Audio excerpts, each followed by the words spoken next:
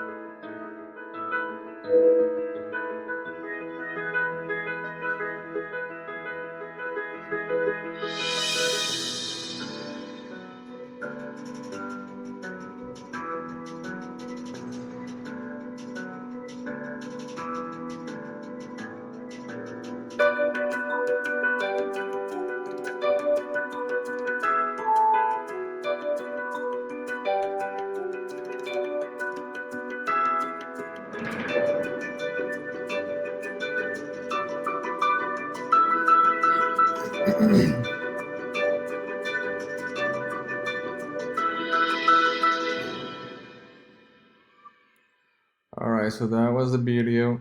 So basically, what happens here is the baking soda, which is the sodium bicarbonate, which is a base, then reacts with the vinegar, which is a solution of acetic acid.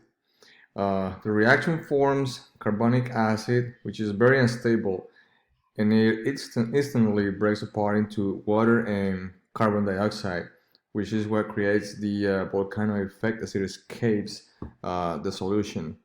So that's basically what happens in this reaction. I hope you guys like it. That's it. See you later.